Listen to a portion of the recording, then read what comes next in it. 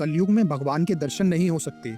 लोग कहते हैं अब तो बस मंदिर की मूर्तियां हैं, असली भगवान नहीं दिखते।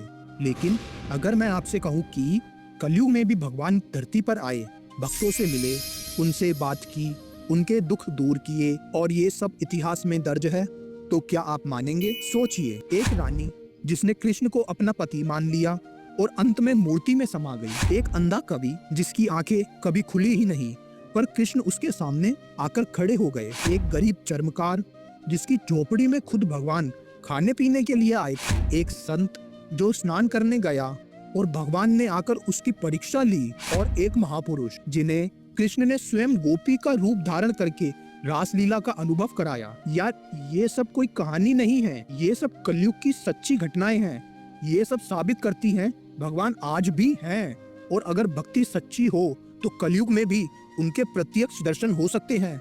आज की कथा में हम सुनेंगे मीरा, सूरदास, रविदास, एकनाथ और चैतन्य महाप्रभु की वो घटनाएं जहां भगवान उनके सामने आकर साक्षात खड़े हो गए। तैयार रहिए, ये कहानियां आपके दिल को हिला देंगी। मीराबाई का जन्म 1498 ईस्वी में राजस्थान के मेड़ता में हुआ था। बचपन से ही उनका मन श्री कृष्ण में डूबा रहता था। कहा जाता है जब वो 5-6 साल की थी, उन्होंने अपनी माँ से मासूमियत से पूछा, माँ, मेरा दूल्हा कौन होगा? माँ ने मुस्कुराकर मजाक में एक मंदिर में रखी श्री कृष्ण की मूर्ति की तरफ इशारा कर दिया। वो देखो, वही तुम्हारे पति हैं। लेकिन मीरा ने इसे मजाक नहीं माना। उनके बालक मन ने सच में श्री कृष्ण को अपने पति मान लिया और तभी से मीरा का जीवन कृष्ण प्रेम में समर्पित हो गया। जैसे जैसे वो बड़ी हुई, मीरा का विवाह मेवाड़ के राजा भोजराज से कर दिया गया। वो राजमहल में आ गई, पर महलों की शान शौकत उन्हें भाती नहीं थी। उनका मन सिर्फ कृष्ण में लगा रहता। दिन रात वो भजन गाती, नाचती, कृष्ण की मूर्ति से बातें करती। लेकिन धीरे धीरे परिवार और समाज उन्हें पागल कहने लगा। उनसे कहा गया, तुम रानी हो, राजपाट संभालो, ये नाच गाना, साधुओं के बीच जाना तुम्हें शोभा नहीं देता। लेकिन मीरा कहती, मैं तो पहले ही श्री कृष्ण को अपना पति मान चुकी हूँ। ये राजमहल, ये धन दौलत सब व्यर्थ है। उनकी भक्ति से राजमहल वालों को शर्म महसूस होने लगी। कई बार उन्हें मारने की कोशिश भी की गई। एक बार उन्हें जहर का प्याला भेजा गया। मीरा ने हंसते हुए श्री कृष्ण का नाम लिया और वह जहर का प्याला पी लिया। सबको लगा अब मीरा की मृत्यु निश्चित है, पर हुआ क्या, वो जहर अमृत बन गया। एक और बार उन्हें नागों से भरा डिब्बा भेजा गया, पर जब मीरा ने उसे खोला तो उसमें से निकली एक सुंदर पुष्पमाला, जैसे खुद श्री कृष्ण ने उन्हें बचा लिया हो। मीरा का जीवन इसी तरह विरोध और कठिनाइयों से भरा रहा, लेकिन उनका विश्वास कभी डिगा नहीं। वो दिन रात गात, पायो जी मैंने राम रतन धन पायो, मेरे तो गिरधर गोपाल दूसरा ना कोई।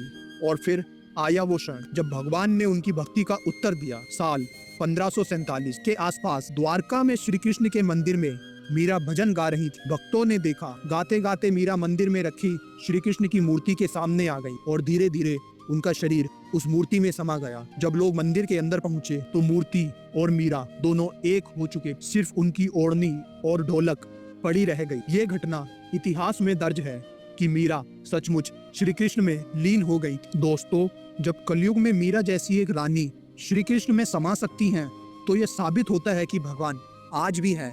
जरूरत बस सच्चे प्रेम और भक्ति की है। सूरदास जी का जन्म 1478 दिल्ली आगरा के पास हुआ। वो जन्म से ही देख नहीं सकते थे। बचपन में ही घर छोड़कर यमुना के किनारे वह रहने लगे। लोग भीख देते और बदले में सूरदास कृष्ण के भजन गाते। एक दिन यमुना किनारे एक बालक ने उनका हाथ पकड़कर पानी पिलाया और रास्ता दिखाया। कुछ दूर चलकर वो गायब हो गया। सूरदास वहीं समझ गए ये कोई बच्चा नहीं था, ये तो स्वयं कान्हा थे। बाद में वे वृंदावन गए और वल्लभाचार्य जी से मिले। उनकी प्रेरणा से सूरदास ने सूरसागर लिखा, जिसमें कृष्ण की बाल लीलाएं के अद्भुत वर्णन हैं। एक दिन भजन गाते हुए बोले, आज मेरे श्याम ने मुझे दर्शन दिए हैं, मैं उन्हें अपनी आत्मा से देख रहा हूँ। सूरदास अंधे थे, लेकिन भगवान ने उन्हें भीतर से दर्शन दिए। ये बताता है कि भक्ति आंखों से नहीं, दिल से होती है। दोस्तों, संत रविदास जी का नाम सुनते ही भक्ति और सनातन की याद आती है। वे 15वीं सदी में काशी के सिर गोवर्धन गांव में जन्मे थे। जाति से चर्मकार थे, चमड़े का काम करते थे। गरीबी में जन्मे, लेकिन बचपन से ही कृष्ण भक्ति में डूबे रहते। दिन भर जूते बनाते और रात को भगवान का नाम गाते। कहा जाता है कि एक दिन रविदास जी जंगल में साधु संतों को जूते दान कर रहे थे, तभी वहां स्वयं भगवान श्री कृष्ण साधु के रूप में प्रकट हुए। उन्होंने जूते लिए और मुस्कुराए, रविदास तेरी भक्ति से मैं बहुत प्रसन्न हूँ। फिर वे अपनी असली रूप में आए और रविदास जी को गले लगा लिया। एक बार काशी में गंगा स्नान के समय ब्राह्मणों ने रविदास को पानी में जाने से रोका, लेकिन जब उन्होंने डुबकी लगाई तो गंगा माँ खुद उनके पास आ गई। उस दिन से लोग उन्हें संत मानने लगे। रविदास जी ने कहा, जाति पाति से ऊपर उठो, भक्ति ही सच्चा धन है। उनकी ये पंक्ति बहुत प्रसिद्ध है, मन चंगा तो कटौती में गंगा। यानी अगर मन पवित्र है तो साधारण बर्तन में भी गंगा मिल सकती है। संत एकनाथ जी महाराष्ट्र के प्रसिद्ध संत और संत परंपरा के महान कवि थे। इनका जन्म 16वीं सदी में औरंगाबाद के पास हुआ। बचपन से ही भगवान विट्ठल के भक्त थे। गुरुजन के पास रहकर वेद पुराण सीखे, लेकिन उनका मन सिर्फ भक्ति और सेवा में लगता। वे हमेशा गरीबों की मदद करते और हर किसी में भगवान का रूप देखते। कहानी है कि एक बार वो गंगा जल लेकर पैठन लौट रहे थे। रास्ते में एक गधा प्यास से तड़प रहा था। संत एकनाथ ने बिना सोचे समझे सारा गंगा जल उस गधे को पिला दिया। लोगों ने कहा, तुमने गंगा स्नान व्यर्थ कर दिया। लेकिन तभी वो गधा अचानक विट्ठल भगवान के रूप में प्रकट हो गया और बोला, एकनाथ तूने आज असली पूजा की है। मेरे लिए सबसे बड़ा तीर्थ वही है जहाँ दया और करुणा हो। इसके बाद एकनाथ जी को बार बार विट्ठल भगवान के दर्शन हुए। उन्होंने भक्ति गीतों और अभंगों में उस अनुभव को व्यक्त किया। संत एकनाथ जी की कथा हमें बताती है कि भगवान सिर्फ मंदिर में नहीं, हर जीव में रहते हैं। अगर दया है तो वही भगवान के दर्शन का असली मार्ग है। चैतन्य महाप्रभु का जन्म 1486 में बंगाल में हुआ। बचपन से ही वो तेजस्वी, बुद्धिमान और विद्वान थे, लेकिन जब थोड़े बड़े हुए तो उनका पूरा जीवन कृष्ण भक्ति में ही डूब गया। महाप्रभु ने कहा, कलयुग में भगवान का नाम ही सबसे बड़ा सहारा है। इसलिए वो हर घर जगह हरिनाम संकीर्तन करवाते। गांव-गांव, शहर-शहर लोग उनके साथ नाचते गाते और भक्ति में डूबे रहते। कहा जाता है कि एक बार कीर्तन के दौरान महाप्रभु गहरे ध्यान में डूब गए। अचानक वे जमीन पर गिरे और रोने लगे, कन्हैया तुम कहाँ हो? उसी समय उनके सामने भगवान कृष्ण और राधा साक्षात प्रकट हुए।